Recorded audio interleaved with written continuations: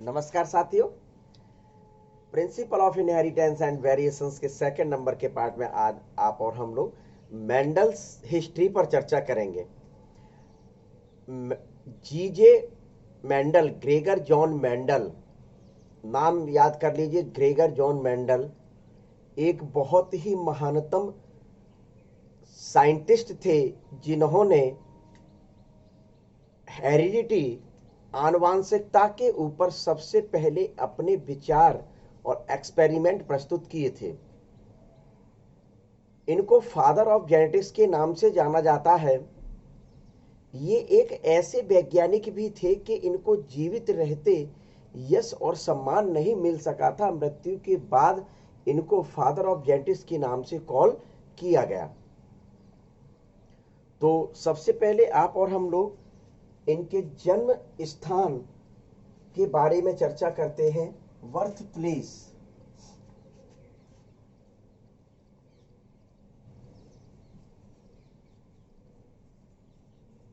इनका जो birth place है, एक देश आप लोगों ने सुना होगा, ऑस्ट्रिया।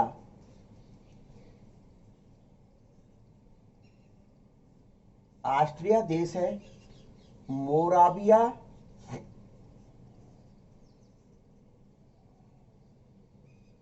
मोराविया प्रांत और मतलब स्टेट, और हिंजेनडॉर्फ,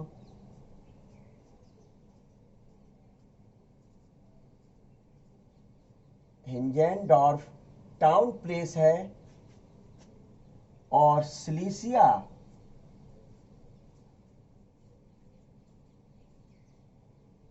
गांव में, किस गांव में? सिलीसिया गांव में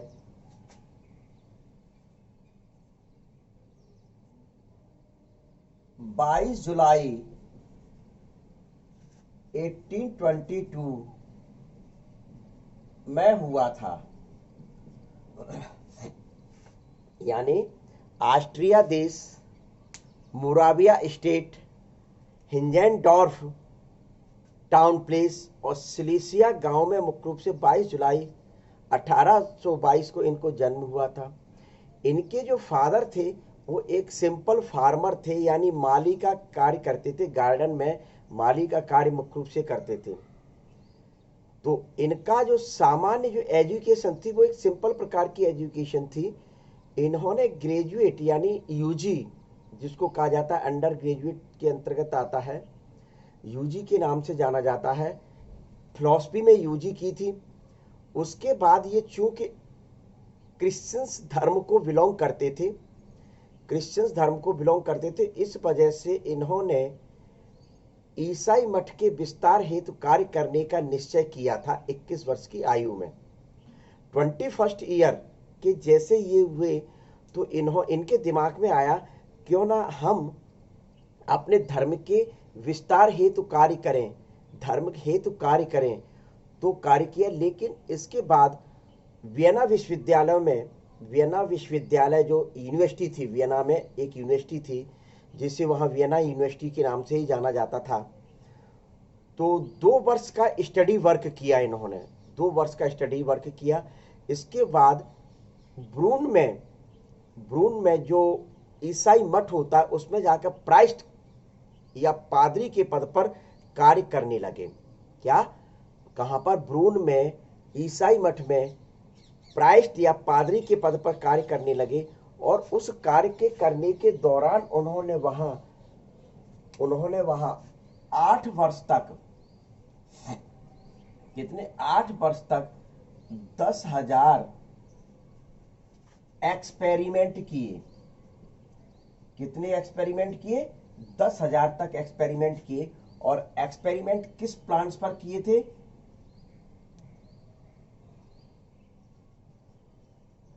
गार्डन पी प्लांट।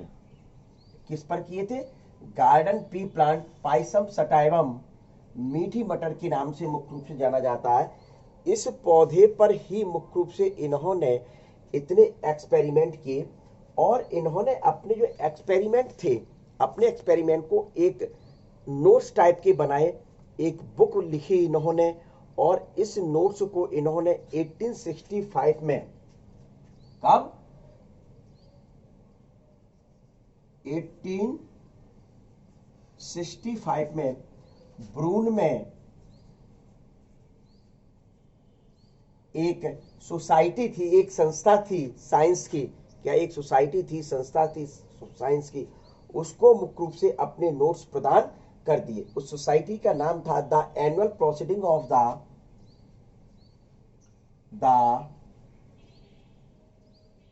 एनुअल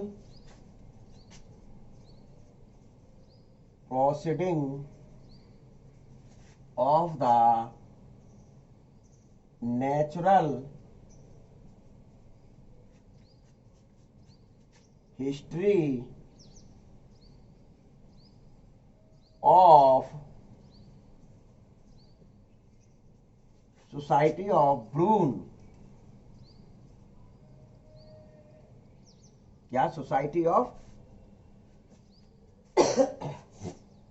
ब्रून। इस सोसाइटी को मुख्य रूप से इन्होंने अपने नोट्स प्रोवाइड कराए। क्या, इस सोसाइटी को इन्होंने अपने जो एक्सपेरिमेंट थे उन एक्सपेरिमेंट को मुख्य रूप से प्रोवाइड कराया। ये सोसाइटी कहाँ स्थित थी? ब्रून में मुख्य रूप से पाई जाती थी।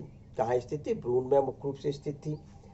इसके बाद इस सोसाइटी ने 1866 में, इस सोसाइटी ने 1866 में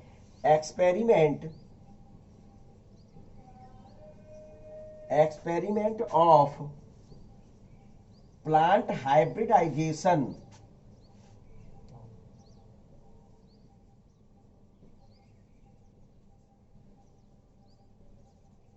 प्लांट हाइब्रिडाइजेशन के नाम से इनके एक्सपेरिमेंट को पब्लिश किया। क्या, एक्सपेरिमेंट ऑफ प्लांट हाइब्रिडाइजेशन के नाम से इनके जो एक्सपेरिमेंट थे, कौन, किसके, वैज्ञानिक मेंडल के जो एक्सपेरिमेंट थे, इन्होंने मुख्य रूप से इस नाम से पब्लिश किए 1866 में। इसके बाद उस समय इनको किसी प्रकार की वाहवाही नहीं मिली। वाहवाही से मतलब जैसे कोई एक मार्केट में फिल्म आती है और वह मार्केट में फिल्म आए एक नए हीरो की, देखिए पुराने हीरो की नहीं, पुराना हीरो की तो फिल्म आती तो अपने आप लोग इंतजार करते हैं। नए हीरो की फिल्म आती है तो उस दौरान मुख्य रूप से उसको बहुत ऐड करना पड़ता है। एक नामी ग्रामी संस्था के प्रोड्यूसर का होना बहुत आवश्यक है अपने आप को ऊपर ले जाने के लिए। लेकिन बॉक्स पर जैसे ये फिल्म आई तो टाई टाई फिस फिस हो गई, यानी कि फिल्म चली नहीं। इसी प्रकार से इनका कुछ ये हाल था मेंडल साइंटिस्ट का कि 1866 में जब इनके एक्सपेरिमेंट पब्लिश हुए तो इन पर किसी का ध्यान नहीं गया। इस कारण से मुख्य रूप से उस दौरान इनका कोई नाम नहीं हुआ, किसी प्रकार का कोई इनको पब्लिसिटी नहीं मिली इन साइंटिस्ट को। 1884 में इनकी ब्राइट डिसीज से मृत्यु हो गई, ब्राइट डिसीज से मृत्यु हो गई और इनका काम यहीं के यहीं मुख्य रूप से समाप्त हो गया। लेकिन इसके बाद 1900 में इनके कार्य का रीडिस्कवरी हुई। 1900 में, 1900 में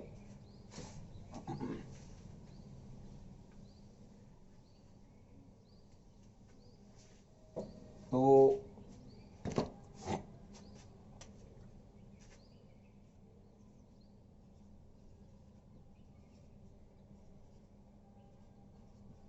रीडिस्कवरी ऑफ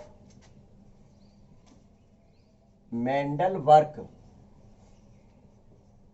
क्या, तो रीडिस्कवरी की गई मेंडल के वर्क की। 3 साइंटिस्ट थे। तो सबसे पहले जो साइंटिस्ट थे ह्यूगो डी ब्रिज। कौन से साइंटिस्ट थे? ह्यूगो डी ब्रिज साइंटिस्ट थे। ये हॉलैंड के रहने वाले थे। कहां से बिलोंग करते थे? हॉलैंड को मुख्य रूप से बिलोंग करते थे। इसके बाद करेंस, कौन से साइंटिस्ट थे? करेंस साइंटिस्ट थे। ये साइंटिस्ट थे जर्मनी के, कहाँ के थे? जर्मनी के साइंटिस्ट थे। एक थे शेरमॉक, ये ऑस्ट्रिया के ही साइंटिस्ट थे। इन तीनों ने समय समय पर, इन तीनों ने मुख्य रूप से समय समय पर कुछ एक्सपेरिमेंट सेपरेट किए, अलग अलग। ये नहीं कि तीनों ने सामूहिक रूप से एक्सपेरिमेंट किए, अलग अलग एक्सपेरिमेंट किए और अपने एक्सपेरिमेंट इसी संस्था को, द एनुअल, जो ये जो संस्था थी, कौन सी साइंस की संस्था थी? The annual proceeding of the natural history of society of Brunn की ये जो संस्था थी, यदि इसका पूरा नाम नहीं ले पाए तो आप नाम इतना भी ले सकते हैं, natural history society of Brunn, इससे भी काम चल जाएगा। The natural history of society of Brunn से भी काम चल जाएगा। इसको अपने मतलब ये एक्सपेरिमेंट प्रस्तुत किए तो ये जो सोसाइटी के वैज्ञानिक साइंटिस्ट थे, इन्होंने देखा, अरे भाई ये तो बड़ी गजब की वाली बात है कि ये जो घटना आज मेरे समझ आई है, ये घटना मुख्य रूप से वैज्ञानिक मेंडल ने 1865 में ही प्रस्तुत की। फिर उनके उस पिटारे को निकाला गया, भैया लाओ लाओ जल्दी बॉक्स को लेके आओ, लोगों ने ऐसे कहा हुआ, तो उनके बॉक्स को लाए, फिर से मुख्य रूप से इनके वर्क को रिपब्लिश किया गया। ओरिजिनल वर्क को देखिए 19 इनके इस सन के बाद, मतलब 1900 के बाद 1901 में, क्या 1901 में मेंडल के ओरिजिनल वर्क जो था, मेंडल के द्वारा जो ओरिजिनल वर्क को रिपब्लिश्ड किया गया था इन फ्लोरा में। क्या फ्लोरा में मुख्य रूप से 1901 में ओरिजिनल वर्क रिपब्लिश किया गया था। कब किया गया? इसके बाद जब ये देखा गया कि ये घटनाएं और इनके द्वारा प्रस्तुत की गई जो साइंटिफिक एक्सपेरिमेंट थे, ये एक्सपेरिमेंट सभी के सभी मेंडल जैसे ही थे। और मेंडल चूंकि 35 इयर्स पूर्व मुख्य रूप से इस प्रकार के एक्सपेरिमेंट करके चले गए थे, तो इस वजह से 1901 में फ्लोरा में मुख्य रूप से इनके वर्क को, मेंडल के वर्क को पुनः प्रस्तुत किया गया, पुनः रिपब्लिश किया गया।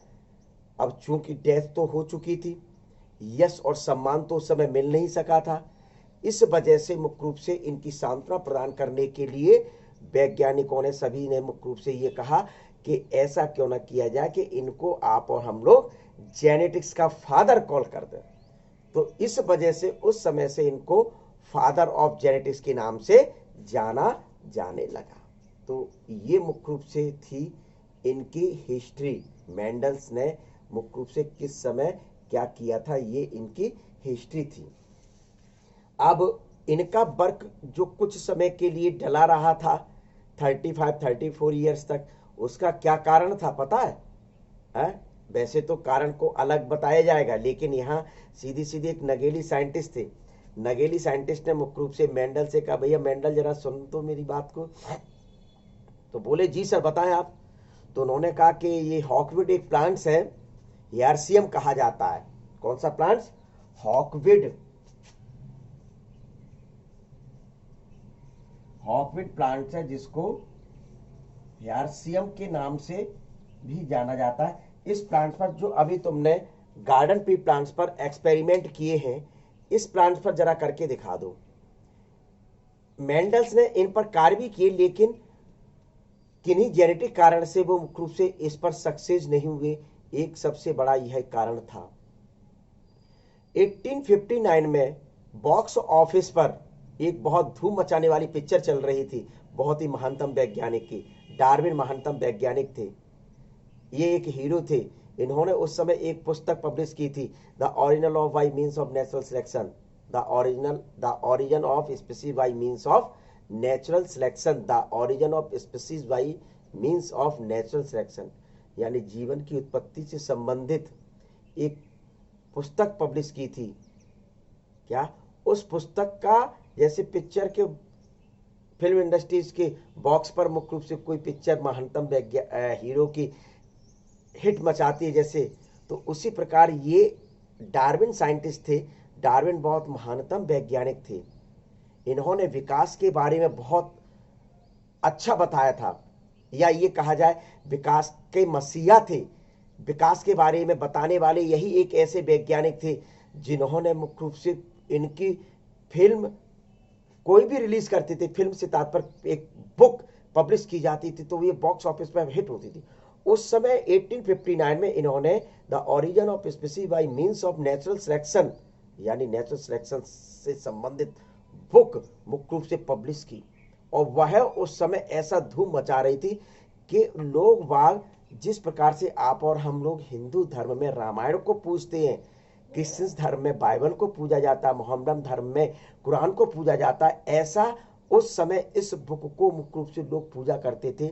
ये एक बहुत बड़ा कारण था मेंडल के वर्क लोगों के लिए अननोटिस्ड रहा।